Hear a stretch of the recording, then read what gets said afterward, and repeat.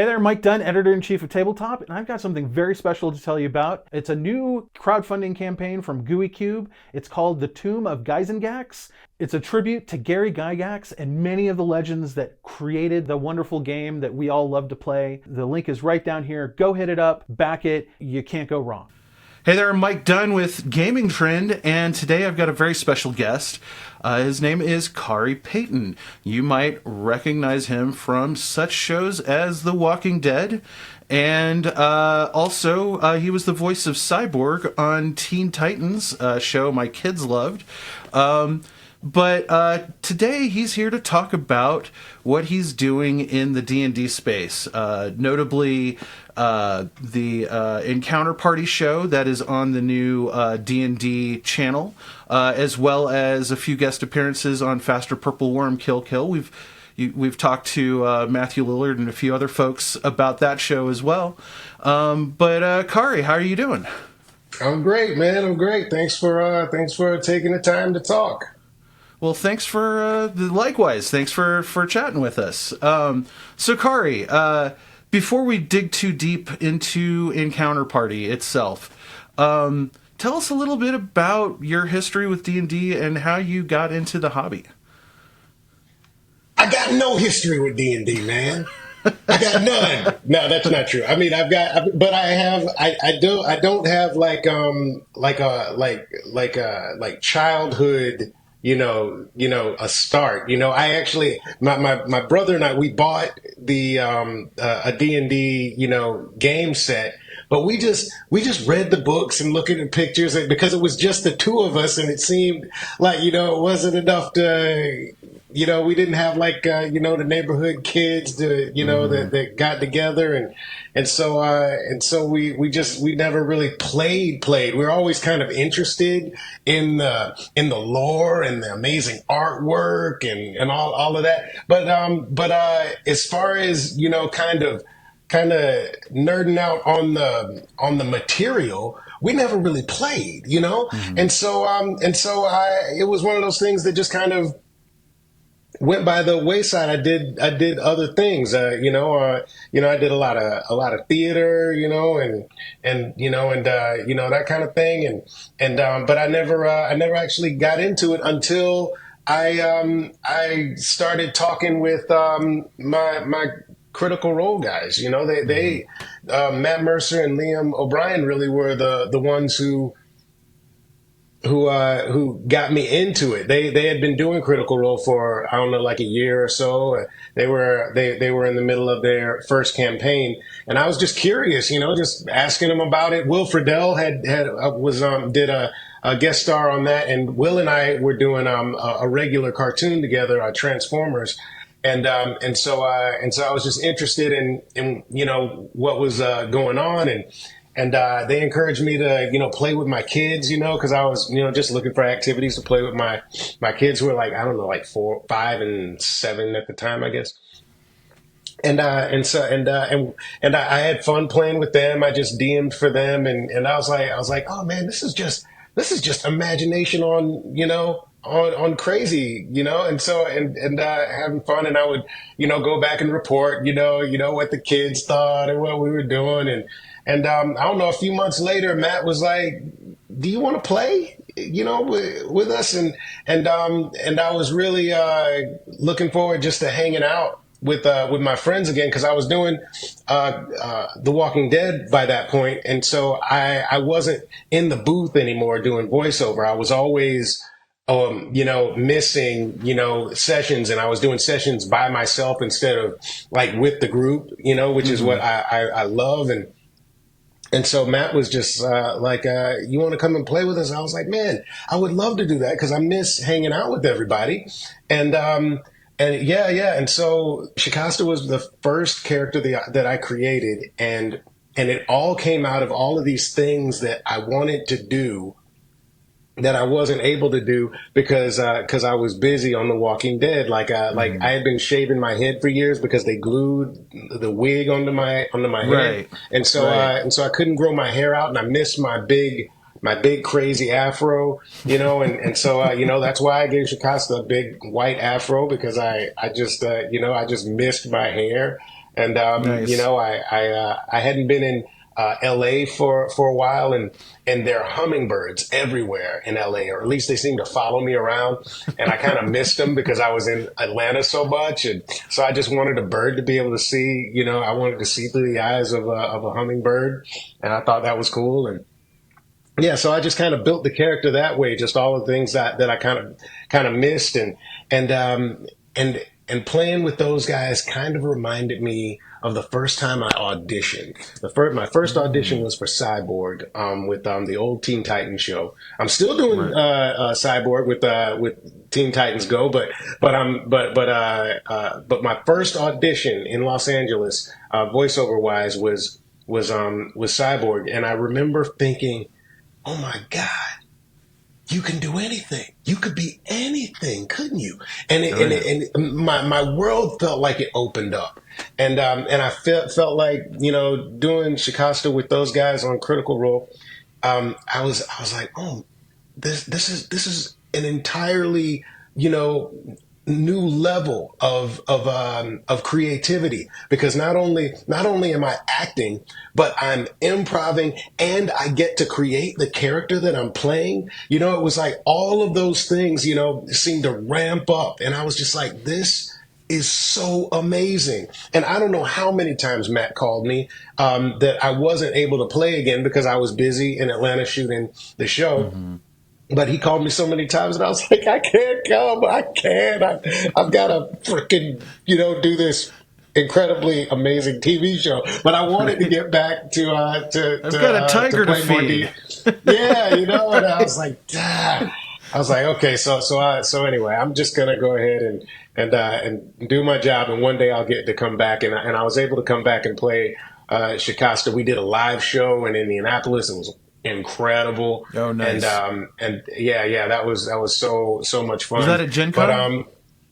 yeah, Okay, I that makes flew in sense. for it, and so I just really developed an affinity um, uh, for D&D, through with those guys, and because I happened to be playing with these amazing players on this kind of this phenomenon that was happening, with Critical Role. People started kind of associating me with D&D, and and the cool thing about voiceover and theater is that I felt like, even though I hadn't played a lot of D&D, I feel like I had been doing a lot of the exercises that make D&D happen. It's like Yeah. working with people on the fly, moving and one of the things that I think really felt like a laboratory for D&D was Teen Titans Go, that I do, because we change everything constantly. It's constant. Hmm. If it's not funny, we don't need it. We just move on. We find something new. And I walk in the room and they're like, Khary, we need a song. Play a song. Did you bring a guitar? Play a song. Khary, we need a voice. We have two characters. We forgot to tell you. You got to do them. Do them now. And D&D is so much about, what are you creating? You do your homework, but it's all Hmm. about what you're creating on the fly with that homework. What can you do on the fly? And so I felt like I was like, I'm in my element. This is what I do. These are the things that I do. And so when The Walking Dead had its finale, and I Hmm. was kicking around what to do next, they came, D&D, Wizards of the Coast, Hasbro, I don't know who, but they came to me with this encounter party show that had a podcast for years, and then it had the pandemic, and they were waiting for like 2 years to turn this thing into an actual TV show, and I was just I wanted to play more D&D, and I just want to but I play more just D&D. I just want to play more D&D. And the thing is that when you got all my kids, if I'm not doing it for work, You know, it's like it's hard to be like, okay, yeah, you take the kids to the zoo while I go play D&D for 4 hours. No, And so really, the it's fact work. that It's work. yeah, you know. Nice. And so when the opportunity comes that people are like, we're going to pay you to play D&D, I'm like, this is my life coming together, you know? See, if you would have And told me that when I was 10 years old, my head just would have it would have like a popped like a pimple. It would have just dude, exploded. exactly. It's I amazing feel the to same me. way. It's amazing to me that this hobby has grown in this direction, Yeah, and yeah. it makes so much sense, right? I imagine playing D&D has consequently also helped your acting and your improv skills, like in front of the camera or on stage, I would imagine. Everything does. Everything lends itself to the thing that I love about my career is that is that I have had the opportunity to pick and jump into different kinds of creative variety. You know, Hmm. there was do you remember that old Kevin Costner Robin Hood movie? Oh It had yeah. Morgan Freeman in it. Had Yep. Morgan Freeman in it, and the little boy was you know, had never seen a black, you know, Muslim, you know, in England, and he was like, why did God, you know, make you that color? And he was like, because Allah loves wondrous variety. And I feel like I always remember Nice. that line Nice. because I feel like the wondrous variety that I get to play in. You know, I did a film in December. You know, your regular live action kind of, you know, drama you know, in December. I do voiceover where I can literally close my eyes and become whatever it is I need to become. Then you do something like Encounter Party, where I can use my imagination, you know, and literally bounce in and out of my character, because not only Hmm. are you playing a character, but you are a team, and you are a team member that is trying to, you know, figure out a journey. So you have the hive mind that you get Yeah. to play while you're playing, you know, the character that you're embodying, and so all of those different things, I think, lend themselves to to making you think outside the box, Hmm. making you think a little differently, you know, and as a storyteller, that's so important, you know. Well, and this is something I didn't realize when I played it as a kid, was that you are a collaborator, right? It's a collaborative experience, Yeah, and yeah. in my professional life, like I grew to love collaboration, and because I was like a designer, Mm. did like interaction design, that sort of thing. It's those collaborative moments that I lived for, and when I came back to D&D after being away from it for so long, that's what I latched onto, like much harder than I ever did before. Now, It's almost like playing, you know, when I would play basketball when I was a kid, and it was all about it was all about getting your shot. You know, you want to take, yep. you want to be able to, you know, get points, take your shot, and again, the older you get, or at least the older I got, you know, it was more about the dance of like knowing your players, and knowing what they do well, and being able to let them shine, and by that, you know, it's you know, letting everybody shine, and yeah, that hive mind, that Hmm. collaborative experience, you know.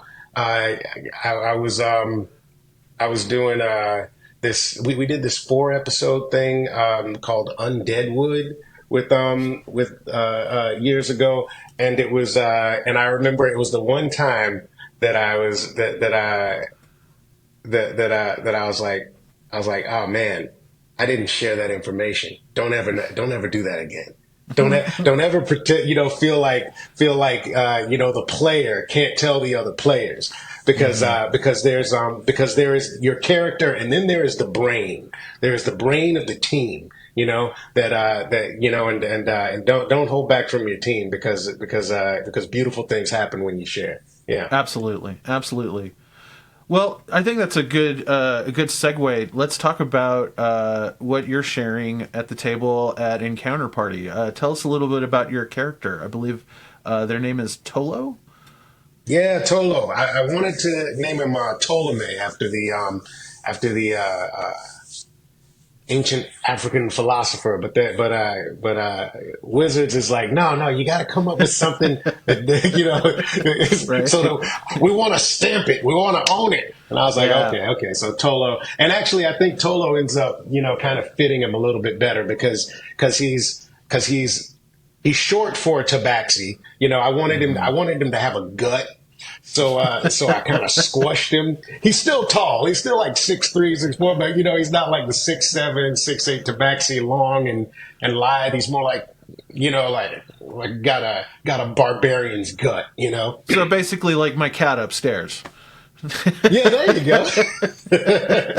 I like him already. There you go. So you have to tell him, but yeah, he's yeah. Go ahead. Yeah, no. Tell. You obviously you created this character.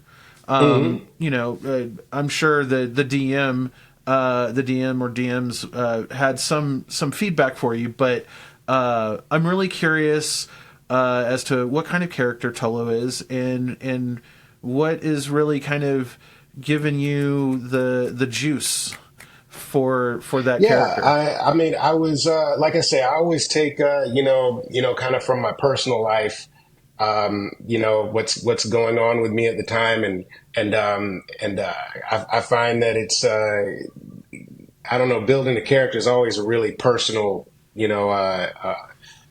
endeavor for me, and so Tolo's based his voice is based on my father-in-law, who's from Chicago, and so I gave him he doesn't sound like my father-in-law, but he's from that area. He's got a bit of a Midwestern drawl, so and so I gave him that, but Tolo's backstory has a lot to do with my son, who came out as transgender a few years ago. I would say a few years ago, and it's like 6 years ago now. But when he was pretty young, and he was just I've been following him on this journey and trying to support him and trying to understand, because my I wasn't I wasn't planning on being the father of a transgender kid.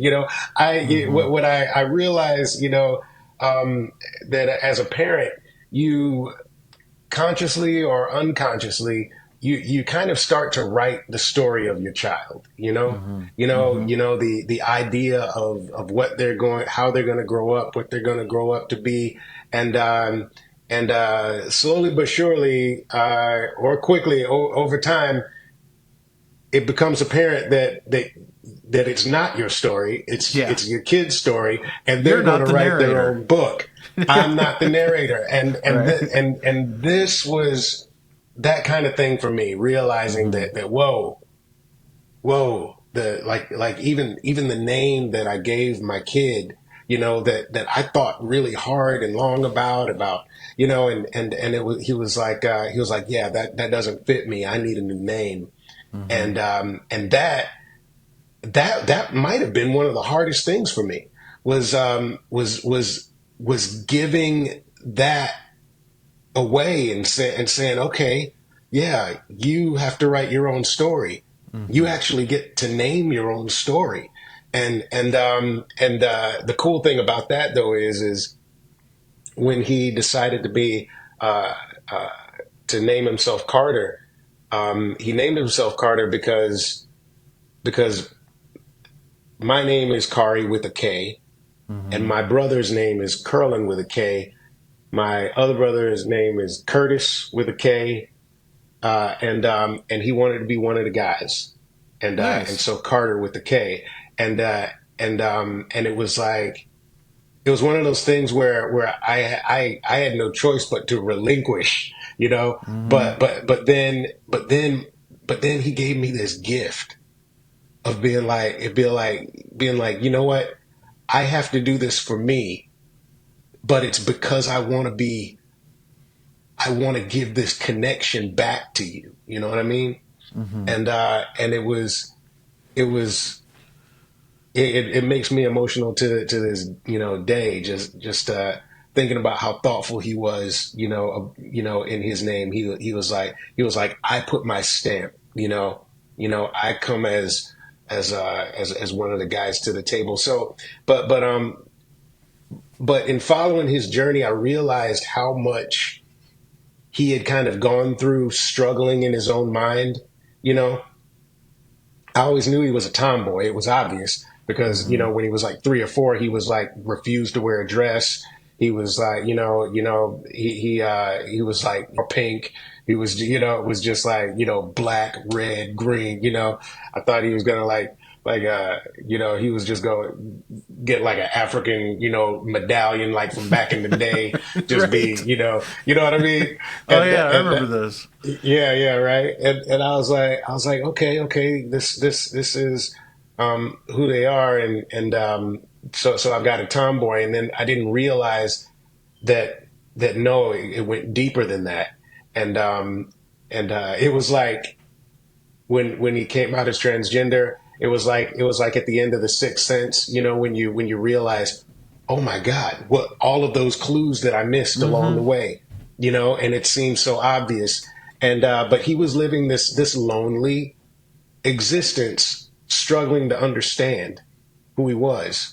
And I was like, there are a lot of people out there who are trying to understand who they are, trying to go on a journey to find themselves, and maybe they feel alone, and maybe this character will help them see themselves and maybe not feel so alone.